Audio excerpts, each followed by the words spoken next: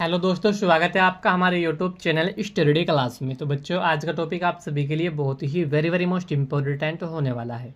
बच्चों, आज का हमारा टॉपिक है कि ठोस अपशिष्ट पदार्थों के स्रोतों का उल्लेख कीजिए। तो बच्चों, इस तरीके से यह टॉपिक आपसे किसी भी एग्जाम कॉम्पिटिशन्स में पूछ लिया जाता है कि ठोस अपशिष्ट पदार्थों के स्रोत क्या होते हैं, कहाँ से ये पैदा होते हैं।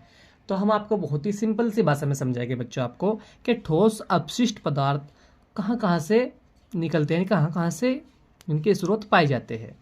तो हम आपको बहुत ही सिंपल सी भाषा में समझाएंगे। बने रहना वीडियो में लास्ट तक। जो हमारे चैनल पर आप पहली बार आए हो तो हमारे चैनल को सब्सक्राइब करें और बेल आइकन को प्रेस करें, जिससे कि आने वाले नेक्स्ट वीडियो का नोटिफिकेशन आप सभी को मिलता रहे।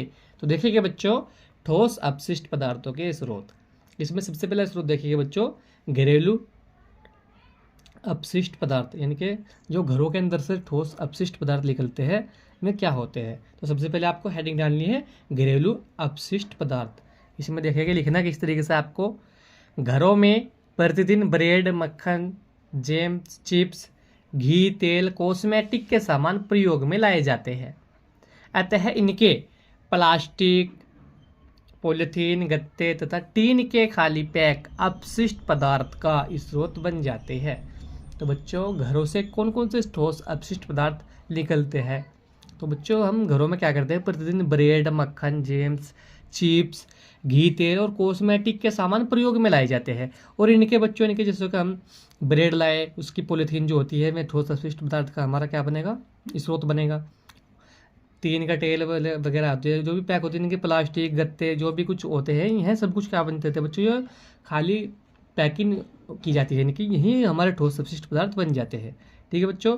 तो घरों से कौन कौन से निकलते हैं, जैसे कि घरों में प्रतिदिन ब्रेड, मक्खन, जैम्स, चिप्स, घी, तेल, कॉस्मेटिक के सामान प्रयोग में लाए जाते हैं। और इनके प्लास्टिक, पॉलिथीन, गत्ते तथा टीन के खाली पैक अपशिष्ट पदार्थ का स्रोत बन जाते हैं। ठीक है बच्चों। तो घरों से यही निकलते हैं ठोस अपशिष्ट पदार्थ। इसी से तो बच्चों दूसरा हेडिंग आपको घेरनी है, स्थानीय स्वशासी संस्थाओं के अपशिष्ट पदार्थ। जो भी बच्चों स्थानीय स्वशासी संस्थाएं होती है, इनके अपशिष्ट पदार्थ क्या होते हैं, जैसे कि नगर पंचायतें, नगर पालिका परिषदें, महानगर पालिकाएं प्रतिदिन हजारों टन पदार्थ एकत्रित कर बाहर फेंकती है और इनका ठीक से निपटारा नहीं हो पाता। अकेले मुंबई महानगर में प्रतिदिन 6,000 टन अपशिष्ट पदार्थ इनका स्रोत बन जाते हैं। तो बच्चों, स्थानीय स्वशासी संस्थाओं के अपशिष्ट पदार्थ जो होते हैं, जैसे कि बच्चों नगर पंचायत होगी, वहाँ पर बहुत अधिक मात्रा में व्यक्ति रहते हैं, लोग रहते हैं, तो वे खाने पीने से जो भी उनके अपशिष्ट पदार्थ बचते हैं और कागज़ वगैरह जो रद्दी वगैरह होती है, यह बहुत अधिक मात्रा में वहाँ पर अपशिष्ट पदार्थ होते हैं। जैसे ऐसे ही बच्चों नगर पालिका परिषद हो गई, इनमें भी बहुत अधिक मात्रा में लोग रहते हैं और वहाँ पर खाने पीने की सुविधा भी होती है, उनके रहने सहने की सुविधा, तो वहाँ पर बहुत अधिक मात्रा में ठोस अपशिष्ट पदार्थ बचते हैं।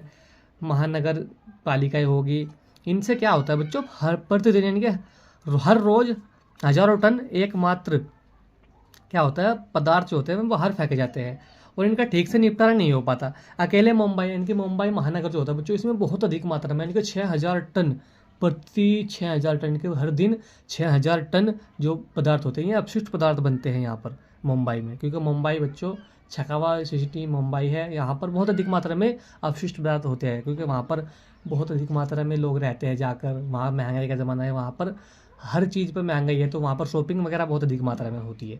तो यह दूसरा बच्चों ठोस अपशिष्ट पदार्थ का स्रोत होता है, क्या, स्थानीय स्वशासी संस्थाओं के अपशिष्ट पदार्थ। इसी के साथ बच्चों तीसरी हेडिंग आपको डालनी है, कृषि जनित अपशिष्ट पदार्थ। तो बच्चों, कृषि जनित अपशिष्ट पदार्थ देखेंगे, फसलों के डंठल, पत्ते, घास फूस, खोई तथा जड़े प्रतिवर्ष कृषि जनित अपशिष्ट पदार्थों का स्रोत बन जाते हैं। तो बच्चों, कृषि से कौन कौन से ठोस अपशिष्ट पदार्थ पैदा होते हैं। तो बच्चों, कृषि यानी कि फसलों के क्या होते हैं, डंठल जो होते हैं, पत्ते, घास फूस, खोई तथा जड़ें जो होती हैं, प्रतिवर्ष कृषि जनित अपशिष्ट पदार्थों का स्रोत बन जाते हैं। ठीक है बच्चों, यह भी ठोस अपशिष्ट पदार्थों के स्रोत होते हैं। इसी के साथ में बच्चों चौथी हेडिंग आपको डालनी है, औद्योगिक अपशिष्ट पदार्थ। तो बच्चों, उद्योगों से कौन कौन से अपशिष्ट पदार्थ निकलते हैं, देखिए, कारखाने तथा औद्योगिक इकाई जो कच्चे माल उपयोग में लेती है, इनके कंटेनर तथा तैयार माल से निकले अवशेष औद्योगिक अपशिष्ट बनकर अपशिष्ट पदार्थ के स्रोत में जुड़ जाते हैं। तो बच्चों, क्या होता है, उद्योगों में कारखाने हो गए तथा औद्योगिक इकाई जो होती है, कच्चे माल से अपना उपयोग करती है, इनके कच्चे माल को उपयोग में लेती है। जैसे कारखाने हो गए, औद्योगिक जितनी भी इकाई होती है कच्चे माल को उपयोग में लेती है, और इनके जो कंटेनर होते हैं तथा जो माल तैयार माल से निकले अवशिष्ट औद्योगिक अपशिष्ट बनकर क्या होते हैं, अपशिष्ट पदार्थों के स्रोत में जुट जाते हैं। ठीक है बच्चों, तो यहाँ भी क्या होते हैं, औद्योगिक पदार्थ, उनके ठोस अपशिष्ट पदार्थों के स्रोत होते हैं औद्योगिक अपशिष्ट पदार्थ। ठीक है बच्चों, इसी के साथ में बच्चों आपको 5वीं हेडिंग डालनी है, पत्थरों के अपशिष्ट पदार्थ। तो बच्चों पत्थरों से कौन कौन से अपशिष्ट पदार्थ बनते हैं, पत्थरों से अपशिष्ट पदार्थ तो देखिए, मूर्तियों के निर्माण तथा घरों में पत्थर लगाने से पत्थरों की जो कटाई छटाई तथा घिसाई होती है, उनसे अनेक पदार्थ अपशिष्ट के रूप में बनकर अपशिष्ट पदार्थों के स्रोतों की पंक्ति में शामिल हो जाते हैं। तो बच्चों आपने देखा होगा पत्थरों से कौन कौन से अपशिष्ट पदार्थ बनते हैं, कौन कौन से अपशिष्ट पदार्थ निकलते हैं। तो बच्चों जैसे मूर्ति होगी, मूर्ति का निर्माण इनके मूर्ति बनाई जाती है तथा घरों के अंदर जब पत्थर वगैरह लगाए जाते हैं तो पत्थरों की क्या करते हैं हम, घिसाई करते हैं, छटाई होती है। ठीक है मतलब कटाई वगैरह होती है। तो इनसे अनेक प्रकार के क्या होते हैं, पदार्थ अपशिष्ट के रूप में बनकर अपशिष्ट पदार्थों के स्रोत की पंक्ति में शामिल हो जाते हैं। तो यहाँ भी बच्चों क्या होता है, ठोस अपशिष्ट पदार्थों के स्रोत होते हैं। इसी के साथ में बच्चों 6ठी हेडिंग आपको डालनी है, अन्य स्रोत। तो बच्चों अन्य स्रोत क्या होते हैं ठोस अपशिष्ट पदार्थ के, देखिए मृतक पशुओं के अस्थि पंजर, यानी कि जो बच्चों मृतक पशु, यानी कि जो पशु मर जाते हैं उनको अस्थि पंजर से भी क्या होता है, ठोस अपशिष्ट पदार्थ फैलते हैं। मुर्गी फार्मों के कचरे, बुच्चड़ खानों के अपशिष्ट तथा अस्पतालों से निकलने वाले कूड़े कचरे भी अपशिष्ट पदार्थों के अन्य स्रोत माने जाते हैं। तो बच्चों यहाँ भी क्या होते हैं, ये ठोस अपशिष्ट पदार्थों के ही स्रोत होते हैं। क्या, इनके पशुओं के जो पशु बच्चों मर जाते हैं उनके अस्थि पंजर जो होते हैं उनसे ठोस अपशिष्ट पदार्थ बहुत अधिक मात्रा में फैलते हैं। मुर्गी फार्मों के कचरे हो गए, बुच्चड़ खानों के अपशिष्ट पदार्थ, अस्पतालों से बच्चों अनेक प्रकार की सिरिंज वगैरह फैल जाती है, सब कुछ अपशिष्ट पदार्थ ही होते हैं। इनको भी बच्चों अपशिष्ट पदार्थ ही माना जाता है। तो बच्चों आज का टॉपिक हमारा यही था कि ठोस अपशिष्ट पदार्थों के स्रोत का उल्लेखन कीजिए। इस तरीके से यह टॉपिक बच्चों हर साल बोर्ड एग्जाम में या किसी भी एग्जाम कॉम्पिटिशन में आपसे 5 नंबर यानी कि 5 नंबर में पूछा जाता है। तो बच्चों ये जो टॉपिक है ये कॉमन टॉपिक है, कक्षा 10वीं क्लास और 12वीं क्लास के छात्रों से यह टॉपिक हर साल बोर्ड एग्जाम में पूछा जाता है कि ठोस अपशिष्ट पदार्थों के स्रोत क्या होते हैं।